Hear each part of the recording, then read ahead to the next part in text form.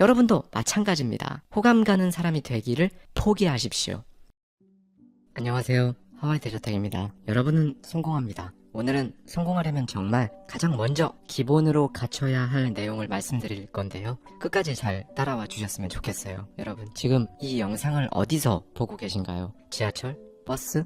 택시? 운전하면서? 혹은 집에서? 직장에서? 네, 어디든 좋습니다. 오늘만큼 여러분이 이 내용을 듣기 좋은 날도 없으니까요. 오늘은 강용순님의 마흔에 읽는 쇼펜하우어에 담겨있는 인사이트를 가져와서 제 생각을 보태어 이제는 정말 여러분이 어떤 마음으로 하루하루를 살아가야 하는지에 대한 부분을 말씀드리고자 합니다. 자, 우리는 오늘부터 인생의 무게추를 밖에서 안으로 가져올 겁니다. 한 번 더 반복할게요. 인생의 무게추를 밖에서 안으로 가져옵니다. 네, 바로 오늘부터요. 조금 더 깊은 이야기를 말씀드리기 전에 아무래도 마흔에 대한 이야기를 먼저 해봐야 할 것 같아요. 여러분은 아직 마흔이 되기 전 혹은 마흔 그쯤, 마흔을 지나쳐온 어딘가에 살고 계시겠죠. 그 어떤 나이든 상관없습니다. 내 마흔을 상상하면서 혹은 현재를 돌아보면서 거쳐온 그 삶을 돌아보면서 오늘 내용을 들어주시면 됩니다. 여러모로 마흔은 좀 특별하죠. 20대는 지식과 경험을 쌓고 마치 시야가 좁은 경주마처럼 살아가고요. 그러다 30대에는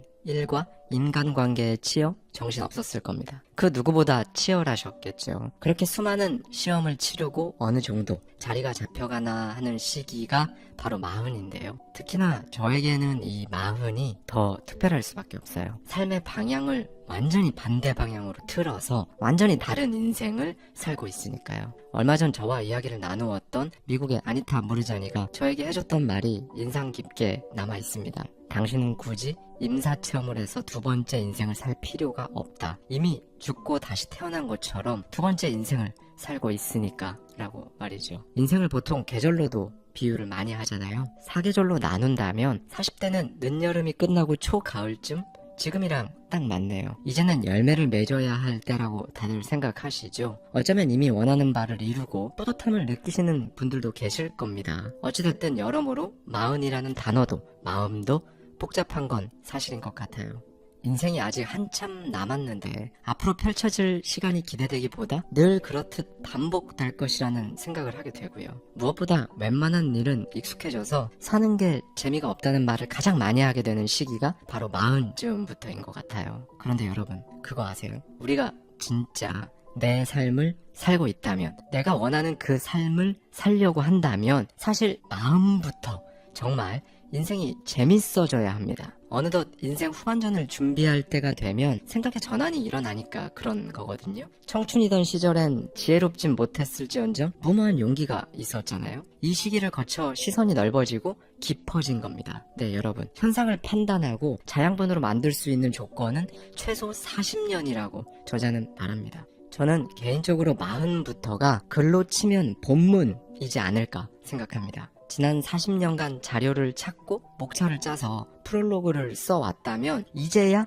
본문이 시작되는 거죠. 그러니 지금부턴 진짜로 내가 나답게 사는 용기가 필요합니다. 바로 이럴 때 쇼펜하우어의 철학이 필요해요. 쇼펜하우어는 사실 우리를 위로해주지 않아요. 철학계의 팩트 폭격기로 그냥 막 내리꽂습니다. 그런데 결국 본질은 하나예요. 밖이 아닌 안에서 행복을 찾아라. 네, 여러분, 그에 따르면 우리가 불행한 이유는 대부분 타인에게 의지하기 때문이라는 거죠. 그런데 이게 사실 정말 맞는 말이거든요. 그런데 아마 많은 분들이 진짜 쉽지 않다고 느끼실 겁니다. 듣는 것은 그저 듣는 것일 뿐이죠. 본인이 진짜 결심하지 않으면 그냥 계속 똑같을 겁니다. 오늘은 이 부분에 대해서 쇼펜하우어의 말을 빌려 정말 묵직한 이야기를 나눠보고자 해요. 쇼펜하우어는 이 세계를 4단계로 구분해 인간과 다른 존재를 비교했어요. 첫 번째 단계는 돌과 같은 무기물이에요. 그저 존재할 뿐 아무런 특성이 없죠. 두 번째 단계는 식물입니다. 매년 새롭게 피는 것 같지만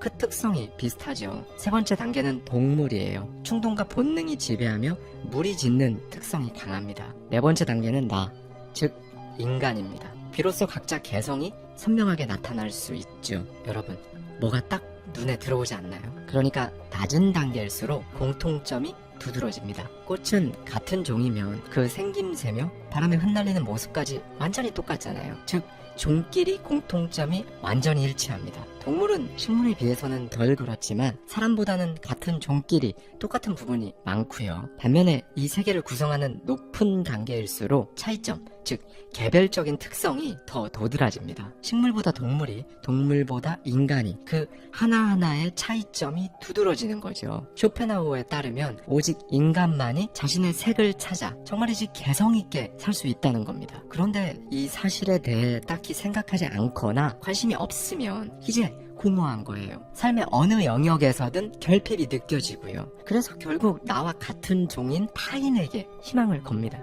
나는 내 개성으로 존재해야 하는데 내가 식물보다 동물보다 구체적으로 어떻게 높은 단계에 있는 건지 그 본질을 모르기 때문에 타인의 눈에 의지해요. 타인의 눈으로 바라본 나는 어딘가 세계가 좁고 편견에 사로잡혀 있으며 이기적일 수도 있습니다. 이 사람은 그저 왜곡된 거울에 자신이 잘 비춰지기를 바라며 살 뿐인 거죠. 그런데 남이 시키는 거 말고 자신이 원하는 것을 할 때 인간은 비로소 행복해진다는 건 사실 모르는 사람이 없잖아요. 가장 인간답게 사는 일은 자신만의 욕망을 아는 거죠. 즉 원하는 바를 알아야 원하는 대로 살 수 있습니다. 쇼펜하우어에 따르면 이 세계는 또 전체적으로 바라보면 주관 그리고 객관이라는 두 개의 세계로 나누어져 있다고 해요.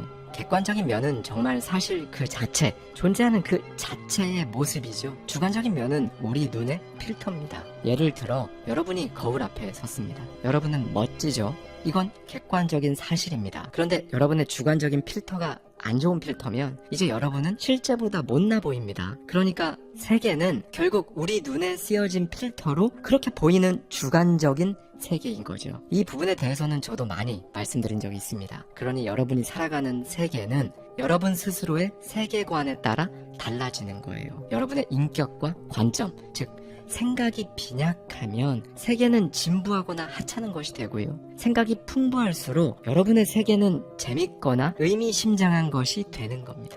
그러면 욕망이 없는 건 뭘까요? 이 세계를 진부한 것으로 치부하는 거예요. 왜냐면 사람은 자극에 따라 재미를 느끼도록 기분이 좋아지고 뭔가를 추구하도록 세팅되어 있으니까요. 그러니 욕망이 없다는 것은 곧 관점이나 생각 없음의 필터를 끼고 세계를 바라보는 것과 같습니다. 이 부분에서 약간 좌절하는 분들 계실지도 모르겠어요. 괜찮습니다. 왜냐면 착착하면 되잖아요. 제가 영상 초반에 마흔은 본문을 쓰는 시기라고 말씀드렸죠. 내 관점이 없으면, 내 생각이 없으면 이 본문 못 쓰죠. 네.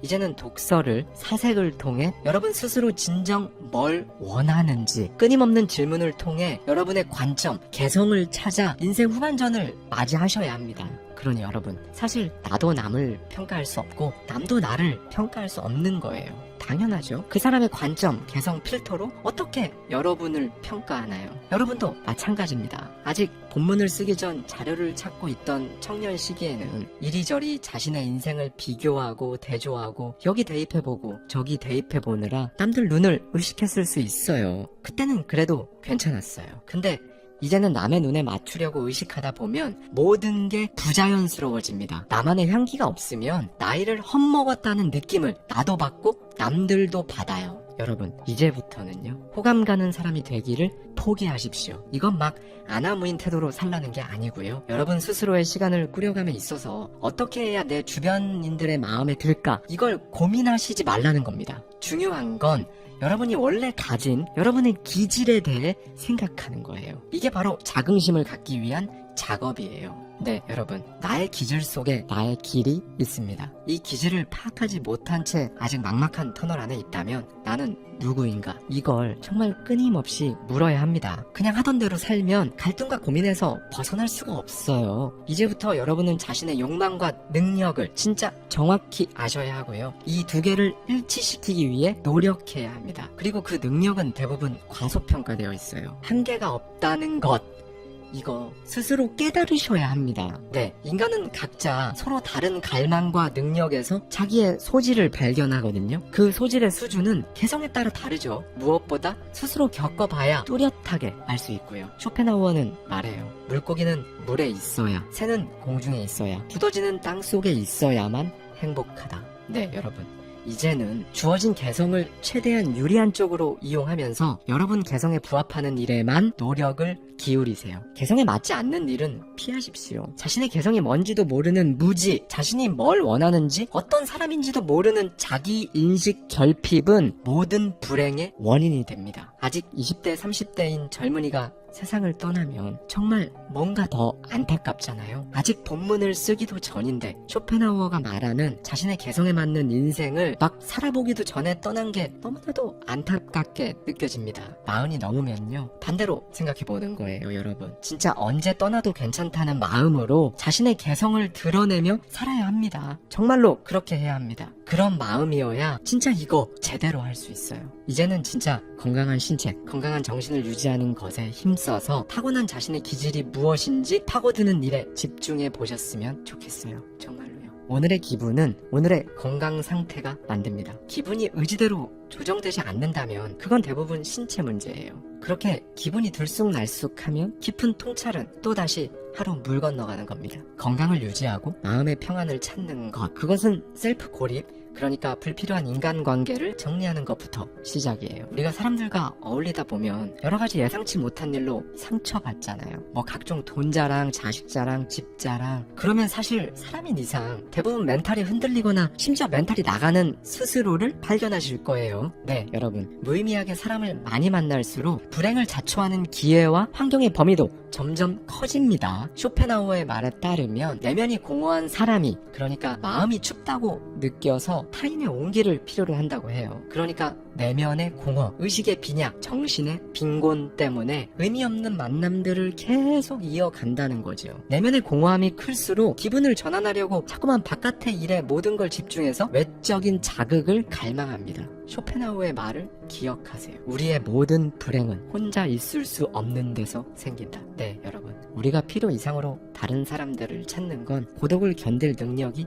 없어서 그래요. 정확히 말하면 고독한 시간을 생산적으로 활용하지 못하는 거죠. 그런데요, 이 고독이 인간의 본래 모습에 가깝다고 합니다. 자신의 고뇌를 외부로 돌리지 않고 자신의 관점을 바꾸려고 노력하면 내면의 공허를 극복할 수 있습니다. 여기서 잘 들어주세요. 외부와의 관계를 막 다 차단해버리라는 말씀을 드리는 게 아닙니다. 일단 불필요한 관계를 정리하세요. 이렇게 정리하면 곧바로 따분하고 심심해질 거거든요. 바로 그 상태가 여러분 내면이 공허하다는 걸 알려주는 증거예요. 이 내면의 공허는 반드시 자신만의 수행, 통찰의 시간을 통해 끝내야 합니다. 네, 여러분, 혼자 있어 보세요. 혼자 있을 때 온전히 그 자신일 수 있습니다. 고독을 사랑하지 않는 자는 자유도 사랑하지 않는 자라고 쇼펜하우어는 말합니다. 주변을 정리하고 마음을 비우면 더 좋은 것들이 찾아와요. 쇼펜하우어가 말하는 행복한 사람은요, 다른 사람에게 손 벌리지 않을 정도의 재산과 여가 시간, 뛰어난 정신력을 지니어서 외부 자극이 아니라 내적인 풍부함으로 가득 찬 사람을 말합니다.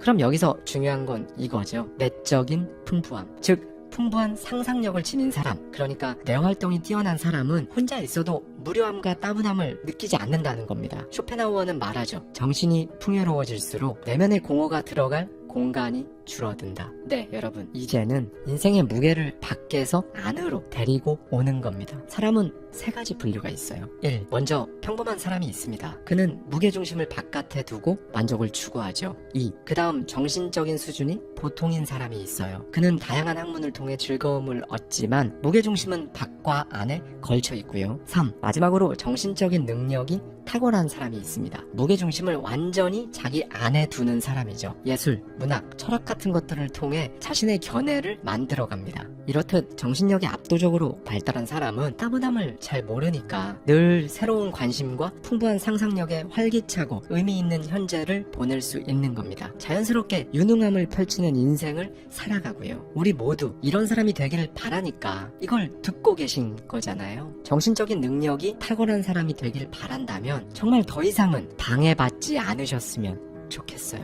어릴 때는 혼자 있으면 무섭고 불안했지만 나이가 들면 혼자 있는 시간이 편안하잖아요. 자, 이 바로 편안함을 기점으로 무게중심을 밖에서 안으로 옮겨오는 겁니다. 안 그래도 회사 생활, 가족들과 투닥투닥 한다고 외부가 산만하다면 이 산만함을 막 또 다른 산만함으로 대체해서 해소하려 하지 마시고요. 사람들과 만남을 줄이고 책을 가까이에서 생각하는 힘을 키우는 시간을 가지세요. 네, 여러분. 사실 우리 채널에서 독서는 참 중요하죠. 그런데 독서는 그냥 중요합니다. 그런데 제가 매년 수백 권씩 읽는 사람으로서 진짜 이건 솔직히 말씀드리는 건데요. 독서량이 중요한 게 아닙니다. 젊을 때 너무 외부 자극에만 익숙해져서 아예 자신의 사고가 막혀버린 그 시기에나 책 엄청 많이 읽어서 생각의 길을 뚫고 인생의 컨셉을 잡아가는 거죠. 어느 궤도에서는 이제 생각하는 힘을 기르기 위한 반복이 훨씬 중요합니다. 그렇게 자신만의 철학을 쌓아서 모든 일을 직접 결정하는 독자적인 사고를 기르는 게 중요해요. 동네 산책을 잠깐 하더라도 진짜 사색할 수 있는 그런 수준의 사람이 되는 게 중요합니다. 이게 바로 품격 있는 인생 후반전을 만드는 핵심이에요. 이 상태가 되면 여러분은 자연스럽게 여러분을 쥐고 흔드는 외부의 자극들과 적절한 거리를 유지할 수 있게 됩니다. 네, 여러분. 우리는 고슴도치처럼 살아야 합니다. 고슴도치들은 얼어 죽지 않으려고 추운 날씨에 달라붙어 하나가 되지만 서로의 가시가 서로를 찌르는 것처럼 느껴지면 곧바로 떨어지거든요. 이 간격을 두고 살아가는 고슴도치의 삶을 살며 상처를 주지도 받지도 않는 그 거리를 유지하는 것에 힘을 쏟으세요. 네, 우리는 어차피 고립되면 함께하고 싶고 함께하면 고립되고 싶은 양면성을 가진 존재이기 때문에 아무리 엄청난 정신력을 발휘한다고 해도 사람이 그 고립 상태를 진짜 계속 유지할 수는 없어요. 여러분이 바짝 셀프 고립해서 내면의 공허함과 이제 멀어지면 또다시 세상 밖으로 나와야 해요. 이때 발휘해야 하는 지혜는 홀로서기와 함께하기 사이에서 균형을 잡는 거죠. 쇼펜하우어는 이 사회를 불에 비유해 이런 말을 합니다. 현명한 사람은 적절한 거리를 두고 불을 쬐지만 어리석은 자는 불에 손을 집어넣고 화상을 입고는 고독이라는 차가운 곳으로 도망쳐 불이 타고 있다고 탄식한다. 네, 여러분. 지금까지는 다소 사람과 거리를 유지하지 못해 상처 입고 상처 입혀서 셀프 고립이 아닌 강제 고립을 하며 살아오셨을 수도 있습니다. 그런데 괜찮아요. 지금부터 책을 읽고 생각하고 적절한 거리를 유지하는 기간을 가져보면 됩니다. 이렇게 생활 방식을 단순화시켜 보는 거죠. 그리고 웬만하면 이 단순한 방식을 유지하세요. 어딘가에 동요되는 시간을 정말 최대한 줄이세요. 여러분을 불안하게 하는 것들과는 작별하는 겁니다. 사실 성격상 단순하고 단조롭게 사는 게 쉽지 않은 분들 있을 수 있는데요. 단순한 생활을 감당할 수 있는 정신적인 소양을 늘리는 게 진정 내면의 공허함을 없애는 유일한 방법이고요. 이게 바로 여러분이 원하는 인생 후반전을 만들어 줄 거예요. 그리고 이걸 꼭 기억해 주셨으면 좋겠습니다. 이 세상에서 우리가 의지할 수 있는 건 바로 나예요. 나 자신을 전적으로 신뢰할 때 사람이 가장 행복하거든요. 그럴수록 타인의 도움을 필요로 하지 않으니까 기대할 일, 상처받을 일도 없어요. 그렇게 자신에게 알맞은 욕망, 행복을 찾아 나서는 겁니다. 여러분, 보여지는 게 중요했던 때는 지났어요. 젊을 땐 그랬습니다. 그땐 아직 인생이 연그러가기 전이고 남들 따라서 같음을 추구하는 낮은 단계의 욕망을 가졌어도 아무도 뭐라고 하지 않던 시절이잖아요. 네, 이제는 높은 단계의 욕망, 다름을 추구할 때가 된 겁니다. 인생을 단편적으로 보고 살아왔다면 이제는 입체적으로 여러분이라는 사람을 분석하세요. 이걸 할 때 내가 웃네, 내가 행복하네, 이건 별로네, 이렇게 자신을 알아가는 겁니다. 여러분, 시간은 지체하지 않고 흐릅니다. 우리가 인생을 가치 있게 만들 수 있는 시간은 바로 오늘이고요. 내일이 오늘의 반복이라 생각하지 마세요. 무채색으로 살아왔다면 오늘부터 붓을 들고 색을 입히고 그림을 그려보십시오. 하루는 이 그림을 계속 더 채워나가는 과정인 거니까요. 원하는 걸 하나만 찾아보세요. 원하는 게 없으면 남들한테 휘둘립니다. 나이 40에 뭘 그런 걸 해. 이게 아니고요. 40이기 때문에 자기 적성에 맞는 일을 찾기 위한 시행착오와 자기 성찰의 시간을 갖기에 충분하다는 겁니다. 그리고 진짜 행동하세요. 늦은 게 아니고 지금 하는 겁니다. 하버드 대학교 심리학자 데니얼 길버트 교수의 연구 결과를 좀 볼게요. 그는 실험 대상자 2250명을 대상으로 언제 가장 행복한지 뇌 상태를 촬영해서 발표했거든요. 이들의 뇌는요, 어딘가 집중할 때 행복을 느끼고 휴식할 때 불행을 행복감을 느꼈다고 합니다. 즉, 일에 집중할 때, 운동할 때, 마음이 맞는 사람과 이야기를 나눌 때 높은 수치의 행복 호르몬이 나온 거죠. 반면 휴식을 취하거나 부정적인 생각, 미래에 대한 걱정, 불쾌한 경험을 기억할 때 스트레스 지수가 높아졌습니다. 이 연구 결과는 도대체 뭘 의미할까요? 이 세계의 본질은 끊임없이 활동하며 노력하려는 의지라는 것.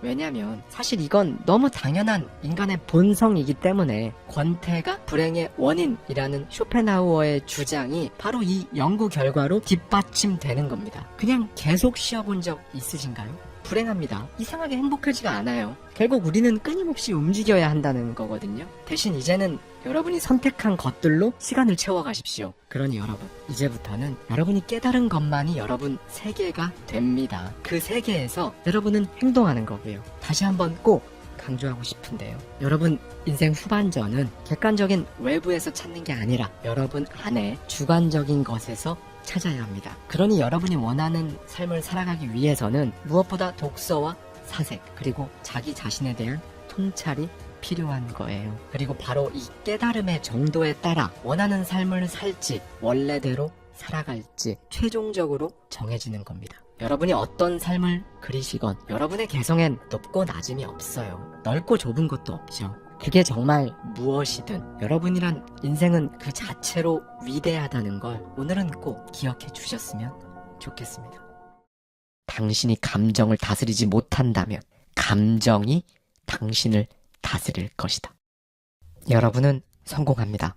여러분이 그걸 원했기 때문이죠. 안녕하세요. 하와이 대저택입니다. 여러분, 자신과 마주하라, 고독을 견뎌라, 혼자 있는 법을 배워라. 누구의 말일까요? 우리 구독자님들은 잘 알고 계실 겁니다. 바로 아르투어 쇼펜하우어인데요. 그런데 사실 대부분의 사람들은요, 당연히 고독을 두려워하고요, 혼자 있는 시간을 외로워합니다. 자신과 마주하는 것 엄청나게 힘들어해요. 그렇죠? 그럼에도 불구하고 쇼펜하우어가 혼자서 고독을, 그리고 자신을 마주하라고 강조한 이유가 진짜 있거든요. 오늘 말씀드릴 메시지는요, 단순히 쇼펜하우어라는 철학자의 철학이 아닙니다. 이걸 아는 사람, 모르는 사람은 정말 1, 2년 뒤, 5년 뒤 엄청난 인생의 차이가 날 거예요. 남에게 보여주려고 인생을 낭비하지 마라. 이 책 속에 담겨있는 인사이트를 가져와서요, 쇼펜하우어의 시선으로 저의 생각까지 더해서 여러분과 함께 생각해보고 싶은 부분들을 말씀드리도록 하겠습니다. 진정한 행복이란 진짜 자신과 마주하는 데서 시작된다. 타인의 시선에 의존하고 외부 환경에 따라서 막 휘둘리는 그런 행복은 결코 진정한 행복이 아니다. 그건 일시적인 만족일 뿐, 당신이 진정으로 누려야 할 심리적 안정과는 거리가 멀다. 당신의 진정한 행복은 당신이 무엇을 가지고 있는지가 아니라 당신이 누구인지에 달려있다. 더 많은 돈, 더 좋은 동네, 더 큰 집, 더 화려한 경력을 쌓는다고 해서 행복이 보장되는 것이 아니라는 것이다. 진정한 행복은 외부의 조건에서 오는 것이 아니라 자신에 대한 만족, 스스로를 충분히 사랑할 수 있는 그런 마음에서 비롯된다. 무엇보다 고독 속에서 자신의 가치를 이해하고 그 가치를 스스로 내가 인정할 때 비로소 진정한 행복은 시작된다. 그러나 현대인들에겐 고독 속에서 스스로를 돌아보는 시간이 마치 사치처럼 여겨진다. 끊임없이 스마트폰을 확인하고 타인의 인정과 관심에 의존하는 삶은 결국 당신을 피폐하게 만들 뿐이다. 고독 속에서 진정으로 당신이 누구인지, 그러니까 내가 누구인가, 이걸 묻는 시간을 가져라. 어떻게 이게 가능하냐고? 이것부터 시작해보자. 하루 단 10분 정말 아무것도 하지 말고 가만히 앉아서 당신 생각에 집중해보라. 처음에는 어색하고 불안하며 어쩌면 지루하게 느껴질 것이다. 하지만 단 며칠만 반복하다 보면 당신은 내면 깊숙이 숨겨져 있던 욕망과 두려움들, 이런 걸 다 마주하게 될 것이다. 이 고독 속에서 발견되는 욕망, 두려움은 단순히 감정적인 찌꺼기가 아니다. 당신의 삶이 어디로 향하고 있는지, 또 뭐가 어떻게 잘못됐는지를 알려주는 엄청나게 중요한 신호다. 이 과정에서 당신은 혼란스러운 감정에 휩싸일지도 모른다. 내가 왜 이런 생각을 하고 있지? 이 감정은 대체 어디서 온 거지? 이러한 혼란은 당연한 과정이다. 당신이 진짜 자신과 대화하기 시작했다는 명백한 증거다. 이제 진짜 내면의 목소리를 들을 차례다. 당신 안에 이미 오래전부터 존재해왔지만 그동안 당신이 외면해왔던 소리다. 당신의 열망, 후회, 두려움, 그리고 꿈이 마침내 당신과 대화를 하려고 한다. 그 목소리를 전처럼 외면하고 회피하고 그러지 마라. 고독을 두려워하고 내면의 목소리를 회피하고 있다면 그것은 당신이 나약하기 때문이다. 부디 현실을 직시하라. 지금 당신이 고독을 외면하는 이유는 단 하나. 그게 불편하기 때문이다. 그러나 기억하라. 불편함은 성장을 위한 필수 조건이다.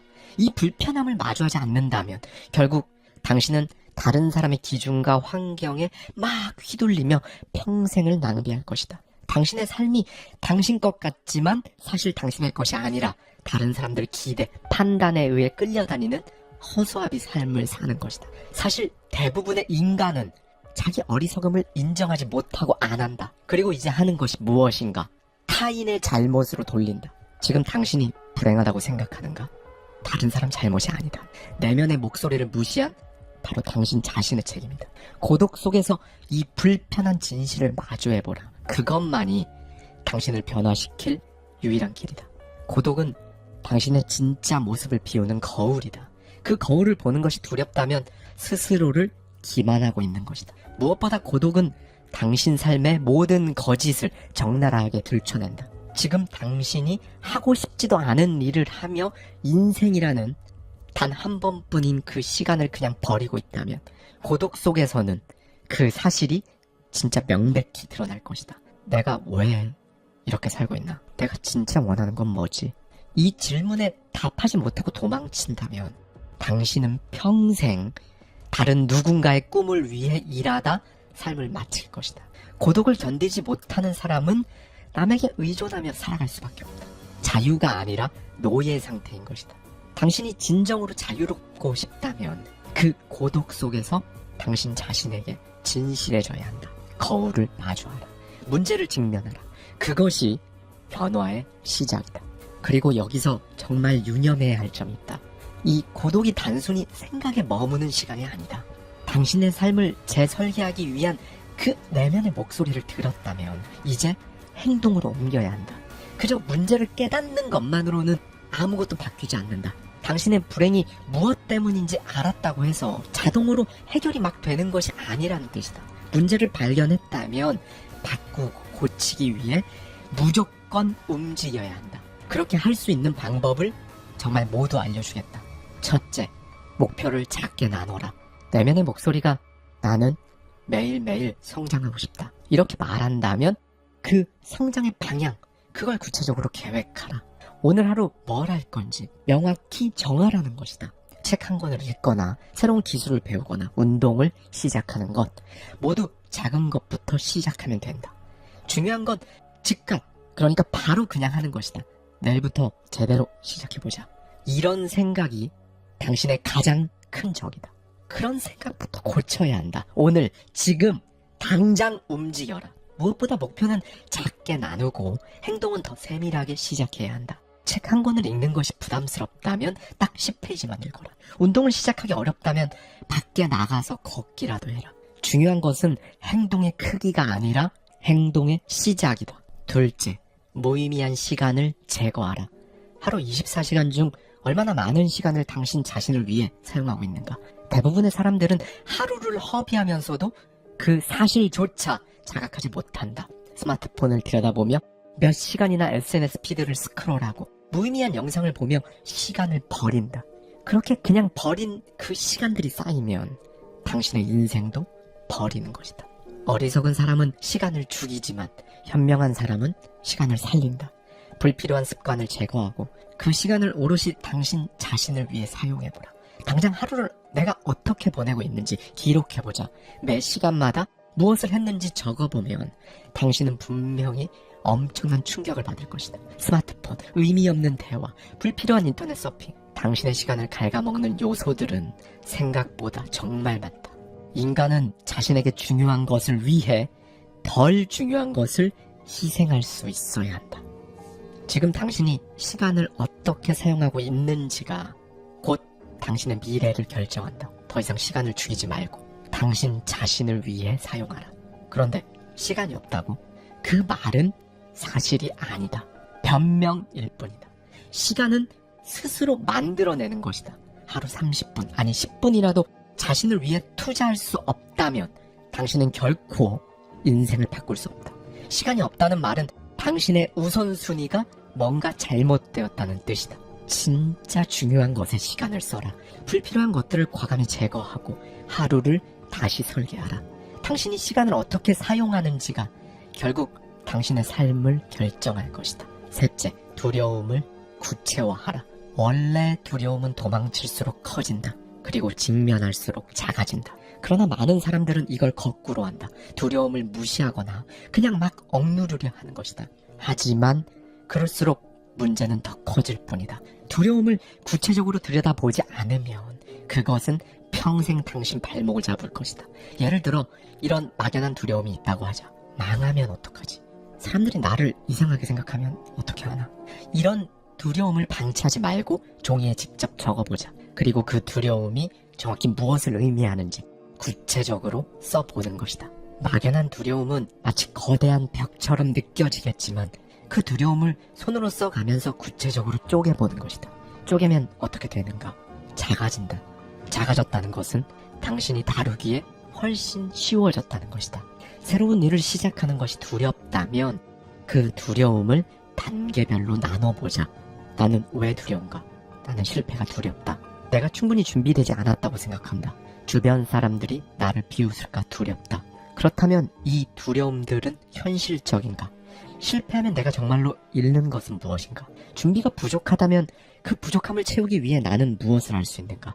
주변 사람들의 반응이 정말로 내 삶에 그렇게 중요한가? 이 질문에 답하는 과정에서 당신은 두려움이 실제로는 상상하는 것만큼 크지 않다는 사실을 알게 될 것이다. 대부분의 두려움은 불확실성에서 비롯된다. 이 불확실성을 쪼개어 구체화하면 해결할 방법이 보인다. 그렇다. 당신이 두려워하는 것에는 성장의 기회라는 것이 숨어있다. 두려움이 있는 곳에 집중하라. 그것이 바로 당신이 넘어야 할 산이자 당신을 더 강하게 만들어줄 지점이다. 두려움을 정면으로 마주하라. 행동으로 극복하기 시작하면 그 두려움은 점차 당신의 강점으로 바뀐다. 지금 당장 당신의 그 두려움과 대화하라. 대부분의 인간은 피상적이고 그들과의 교류는 오히려 내면을 빈곤하게 만든다. 많은 사람과 함께하는 것은 종종 당신을 소모시키고 당신의 본질을 희석시킨다. 진정한 성장은 홀로 있을 때 이루어진다. 무리 속에서 당신은 끊임없이 다른 사람들 기준 다 맞춰주느라 그렇게 애쓰느라 정작 내가 누군지조차 잊게 된다. 앞서 강조했듯이 혼자 있는 그 시간이 없이는 도대체 어떻게 당신이 자신을 스스로 이해할 수 있겠는가? 혼자 있기를 두려워하는 사람은 자신과 마주할 용기가 없는 사람이다. 그들은 내면의 불안과 공허를 회피하려고 무리 속으로 막 숨어든다. 그러나 그곳에서 얻을 수 있는 것은 일시적인 위로일 뿐 진정한 평온과 자유는 결코 아니다. 무리 속에서 위로받으려고 한다면 결국 남는 것은 소모된 에너지, 잃어버린 자아일 뿐일 것이다. 부디 고독을 두려워하지 말아라. 그것을 있는 그대로 받아들여라. 당연히 사람들과의 관계는 삶에서 중요한 부분이다. 인간은 완전한 고립 속에서 살아갈 수 없다. 그러나 타인과의 관계가 당신 삶의 중심이 되어서는 안 된다. 다른 사람들 소음에 막 휘둘리면서 자기 목소리를 잃는 순간 당신은 진짜 자신을 잃게 된다. 끊임없이 이어지는 피상적인 대화, 가식적인 웃음, 그리고 타인의 평가에 대한 그 집착은 당신의 에너지를 소모시키고 당신이라는 사람의 정체성 자체를 흐리게 만든다. 무리 속에서는 자신이 얼마나 우둔해지는지를 깨닫지 못한다. 사람들과의 관계는 적당히 그리고 반드시 필요한 경우에만 유지하면 그만이다. 지나치게 많은 사람들과 어울리려 하지 마라. 당신이 진정으로 누구인지 알려주는 것은 그 무리가 아니라 고독 속에서의 당신 자신이다. 그렇다. 역사상 많은 위대한 자들은 이 고독을 피하지 않고 오히려 자신을 단련하고 창조의 원천으로 삼았다. 고독은 그들에게 단순히 혼자가 되는 시간이 아니라 세상을 바꿀 아이디어, 작품, 이런 걸 탄생시키는 도구였던 것이다. 고독 속에서 이들은 자신과 마주하며 그 누구도 대신할 수 없는 업적을 이뤄냈다. 1665년 영국의 흑사병이 창궐했을 때 캠브리지 대학은 문을 닫았다. 당시 23살이었던 아이작 뉴턴은 모든 사회적 활동이 중단된 상태에서 고향으로 돌아가야 했다. 이 고립된 시간은 처음에는 그에게 불운처럼 보였을지도 모른다. 그러나 뉴턴은 이 시간을 헛되이 보내지 않았다. 고독 속에서 그는 사색하고 실험하며 인류 역사상 가장 위대한 발명 중 하나인 만유인력의 법칙을 이끌어냈다. 사과가 떨어지는 모습을 보며 끊임없이 자신과 대화했고 세상을 이해하기 위한 답을 찾아갔다. 이 시기에 그는 미적분학과 광학의 이론도 발전시켰다. 결국 뉴턴의 이 고독은 과학의 혁명을 이끈 원동력이 된 것이다. 반고흐 역시 평생 고독과 싸워야 했다. 그는 철저히 고립된 삶을 살았고 정신적인 문제와 경제적 어려움으로 인해 주변 사람들과의 관계에서도 큰 갈등을 겪었다. 그러나 그 고립이 그의 천재성을 발휘할 수 있는 토양이 되었다. 고독 속에서 그는 자연과 자신의 감정을 깊이 관찰하며 캔버스에 그 에너지를 쏟아냈다. 별이 빛나는 밤에 해바라기, 자화상 등 그의 걸작들은 모두 고독 속에서 탄생한 위대한 결과물이다. 그는 이렇게 말했다. 고통 속에서 예술이 태어난다. 그렇다. 고독은 피할 것이 아니라 반드시 선택해야 할 필수 조건이다. 만약 뉴턴이 흑사병으로 인한 고립 속에서 스스로를 단련하지 않았다면 과학의 혁명을 이끈 것은 뉴턴이 아닌 다른 사람이었을 것이다. 만약 반고흐가 자신의 고독을 외면하고 타인의 인정에만 매달렸다면 그의 작품은 수억 개의 평범한 그림들 중 하나에 머물렀을 것이다. 고독을 선택하지 않으면 당신의 삶은 다른 사람들 기준에 따라 그렇게 휩쓸리게 된다. 다른 사람들 박수, 평가를 갈망하며 내가 누군지조차 잊어버린 채 그저 평범한 군중 속의 한 사람으로 남게 될 뿐이다. 그러나 고독 속에서 당신 자신과 마주한다면 당신은 비로소 당신이라는 사람의 독창성, 잠재력을 발견할 수 있다. 이제 다시 묻겠다.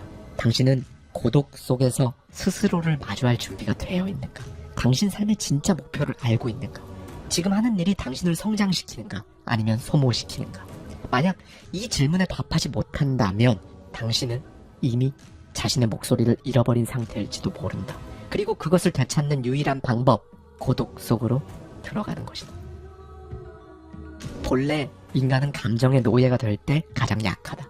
감정은 순간적이고 변덕스럽다. 분노든 기쁨이든 슬픔이든 그 어떤 감정도 오래 머물지를 않는다. 그런데도 사람들은 그 감정에 휘둘려 스스로를 잃는 경우가 많다. 감정에 이성이 잠식되는 순간 인간은 가장 나약해진다. 분노에 휩싸인 사람은 스스로를 파괴하고 슬픔에 잠식된 사람은 삶의 의지를 잃으며 기쁨에 도취된 사람은 현실 감각을 잃는다. 이 모든 결과는 감정을 다스리지 못한 사람이 내린 선택의 산물이며 물론 그 대가는 고스란히 자기 자신에게 돌아온다. 감정이 당신을 지배하는 순간 당신은 더 이상 자유로운 존재가 아니다. 스스로 만든 그 족쇄를 차고 살아가는 노예일 뿐이다. 프랑스 혁명 당시 막시밀리앙 로베스피에르는 혁명의 열망에 사로잡힌 인물이었다. 그는 불평등한 이 체제를 부수겠다는 정의로운 분노를 품고 혁명에 선도했었다. 처음엔 그의 분노가 정의를 대변하는 듯 보였다. 그러나 통제되지 않은 분노는 점점 그를 집어삼켰다. 의심과 적대감에 사로잡힌 그는 자신의 동료마저 죽이며 공포 정치를 이어갔다. 결국 그의 분노는 스스로를 파멸로 몰아넣었고 결국 단두대 위에서 생을 마감했다. 슬픔의 감정은 어떠한가? 알렉산드로스 대왕은 위대한 정복자 중 한 명으로 손꼽히지만 그는 자신의 슬픔을 다스리지 못해 무너지기 시작했다. 그가 신뢰하던 친구이자 동료였던 헤파이스티온의 죽음은 그의 삶에 깊은 상처를 남겼고 그를 깊은 슬픔 속으로 몰아넣었다. 그러나 그는 그 슬픔을 극복하기보다 슬픈 그 감정에 잠식되어 스스로를 파괴하는 길을 선택했다. 알렉산드로스는 과도한 음주와 감정적 폭발 속에 하루하루를 보냈다. 결국 이러한 행동은 건강을 악화시켰고 그는 젊은 나이에 생을 마감했다. 그가 슬픔을 다스리지 못한 대가는 단순히 그의 죽음에 그치지 않았다. 그의 갑작스러운 죽음은 제국의 중심을 무너뜨렸고 분열과 쇠퇴로 이어졌다. 기쁨의 감정도 다르지 않다. 나폴레옹의 몰락은 과도한 자신감, 승리의 기쁨에 도취된 결과였다. 1812년 나폴레옹은 러시아를 침공하며 유럽을 완전히 지배하겠다는 야망에 사로잡혔다. 그는 자신의 승리가 계속될 것이라 믿었고 어디서든 승리할 수 있다는 과도한 자신감과 기쁨에 사로잡혀 있었다. 그러나 그의 기쁨과 자신감은 자신의 판단력을 흐리게 했다. 그는 러시아의 혹독한 겨울과 보급선의 문제를 간과했다. 초기에 성공에도 불구하고 그의 군대는 러시아의 겨울과 끈질긴 소모전 앞에서 무너졌다. 60만 명으로 시작한 그의 군대는 10분의 1도 안 되는 병력만이 프랑스로 돌아올 수 있었다. 그렇다. 통제되지 않은 감정은 인간을 파멸로 이끄는 가장 강력한 독이다. 당신이 감정에 휘둘리는 순간 당신은 더 이상 당신 자신의 주인이 아니다. 분노의 하인이고 슬픔의 노예이며 기쁨의 꼭두각시에 불과하다. 분노할 때는 멈춰라. 분노는 당신을 삼키고 당신이 그동안 쌓아온 모든 것을 한순간에 무너뜨릴 것이다. 슬픔이 찾아오면 그것을 들여다보되 잠식되지 마라. 슬픔은 모든 의지, 희망을 빼앗아간다. 기쁨이 당신을 찾거든 도취되지 말고 현실을 직시하라. 기쁨은 교묘한 가면을 쓴 함정이다. 감정을 다스리지 못하는 사람은 절대로 자유로울 수 없다. 잊지 마라. 당신이 감정을 다스리지 못한다면 감정이 당신을 다스릴 것이다. 무지는 인간의 가장 큰 적이다. 그러나 무지한 자는 자신의 무지를 알지 못한다. 아니, 알려고 하지도 않는다. 그들은 자신이 알아야 할 것들은 다 알고 있다고 믿으며 그 어리석음을 자랑하기까지 한다. 무지는 언제나 자만을 동반하기 때문이다. 자신이 아는 것이 적을수록 더 많이 안다고 착각하며 목소리를 높이고 세상 앞에서 뻔뻔하게 행동한다. 이것이 무지의 본질이다. 당신 주변에도 이런 사람들이 있지 않는가? 당신은 어떠한가? 그건 네가 몰라서 하는 얘기야. 내가 틀린 말 하는 거 본 적 있어? 모르는 소리 하지 마. 이런 말을 막 아무렇지도 않게 내뱉으며 타인의 의견과 조언을 무시하고 자신의 생각만이 진리라고 믿는 사람들이 있다. 이들은 끊임없이 스스로를 속인다. 그렇게 단 한 발짝도 나아가지 못한다. 그렇다. 무지는 무지를 감춘다. 그리고 자만은 그 무지를 방어한다. 갈릴레오 갈릴레이는 자신의 관찰과 연구를 통해 지동설의 진실을 밝혀냈다. 그러나 그의 발견은 인간의 편견과 무지, 그리고 그 무지를 감싸는 당시 종교의 교만 앞에 가로막혔다. 종교는 자신들의 권위가 도전받는 것을 두려워했고 진리를 받아들이기보다는 억압하고 부정하는 길을 선택했다. 그들은 진실을 이해하려 하지 않았으며 기존의 틀에 맞지 않으면 무조건 부정했던 것이다. 당시 종교는 갈릴레오의 연구를 이단으로 규정하며 자신들의 권위를 지키기 위해 그를 억압했다. 그러나 그들이 진짜 두려워했던 것은 진리였다. 갈릴레오는 종교의 위협 앞에서도 자신의 연구를 포기하지 않았고 진리의 확신 속에 이렇게 말했다. 그래도 지구는 돈다. 오늘날 갈릴레오의 이름은 과학적 탐구의 상징으로 남아있다. 배움을 멈춘 순간 스스로를 감옥에 가두는 것이다. 그 감옥은 시간이 흐를수록 점점 좁아지고 당신은 그 안에서 서서히 자신의 삶 전체를 속이며 파멸로 향할 뿐이다. 이 감옥은 눈에 보이지 않는다. 그러나 그것은 당신의 사고를 제한하고 새로운 가능성을 차단하며 결국 당신을 무력하게 만든다. 나는 이미 충분히 알고 있다. 지금도 괜찮다. 더 배울 필요가 없다. 이런 생각에 사로잡힐수록 감옥의 벽은 더 단단해지고 높아진다. 지금 당신은 어떤 태도로 살아가고 있는가? 대부분의 사람들은 지금 이 순간을 사는 것이 아니라 막연한 미래를 위해 현재를 희생한다.